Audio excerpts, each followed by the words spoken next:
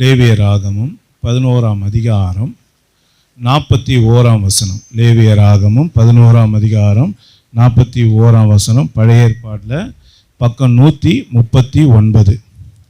தரையில் ஊறுகிற பிராணிகள் எல்லாம் உங்களுக்கு அருவருப்பாய் இருக்க கடவது, அவை புசிக்கப்படலாகாது.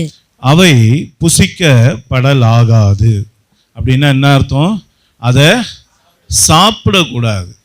ஆமாம், கர்த்தர் தாமே இந்த வார்த்தையை நமக்கு ஆசீர்வதித்து தருவாராக. நாம் வேதத்தில் பார்க்கும்போது இப்போ வாசித்த இந்த பகுதிகள் நமக்கு இஸ்ரவேல் பிள்ளைகளுக்கு தேவன் கொடுத்த கட்டளைகள், நியாயப்பிரமாணங்கள் தொடர்ச்சியாக தேவன் வரிசை கிரமமாக கொடுத்து கொண்டு வருகிறார்.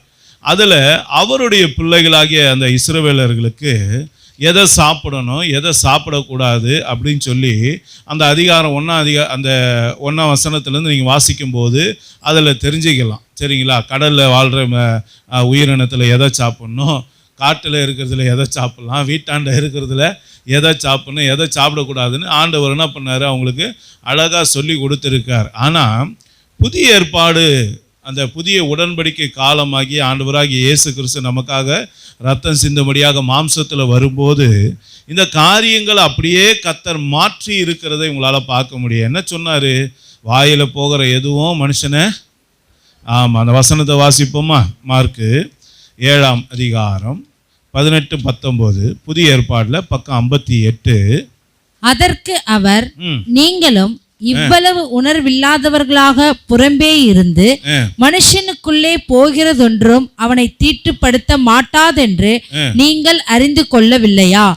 அது அவன் இருதயத்தில் போகாமல் வயிற்றிலே போகிறது, அதிலிருந்து எல்லா போஜனங்களின் அசுத்தங்களையும் கழிக்கிற ஆசன வழியாய் நீங்கி போகும். ஆமா, இங்க ஆண்டவர் நமக்கு ஒரு தெளிவுபடுத்திட்டார். என்ன சொன்னாரு அப்படின்னா, பழைய ஏற்பாடு காலத்தில் கொடுத்த எல்லா விஷயத்தையும் புதிய ஏற்பாடு காலத்தில் நிறைய விஷயங்களை கர்த்தர் என்ன பண்ணுறாரு, சேஞ்ச் பண்ணுறாரு, சில விஷயத்தை அப்டேட் பண்ணுறாரு. நல்லா புரிஞ்சுங்க, எல்லா விஷயத்தையும் மாற்றலை. சில விஷயங்களெல்லாம் பழைய ஏற்பாடை காட்டிலும் புதிய ஏற்பாடில் என்ன பண்ணார், பயங்கர ஸ்ட்ராங் பண்ணிட்டார்.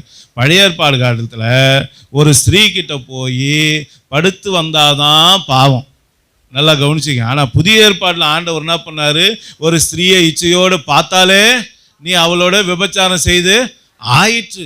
கண்ணுக்குள்ளே பார்க்கும்போது என்ன ஆகி போச்சான், பாவம் செஞ்ச கணக்கில் சேர்ந்து போச்சு. அப்போது அந்த விஷயத்தை ஆண்டவர் என்ன பண்ணியிருக்காரு, ஆமாம் ஸ்ட்ராங் பண்ணிக்கிறார். அதனால் புதிய ஏற்பாடை கவனமாக வாசிச்சிங்கன்னா தான் பழைய ஏற்பாடுக்கு புதிய ஏற்பாடுக்குள்ள வித்தியாசங்களை நம்மளால் புரிந்து கொள்ள முடியும். நல்லா புரிந்து கொள்ளுங்க. அப்போது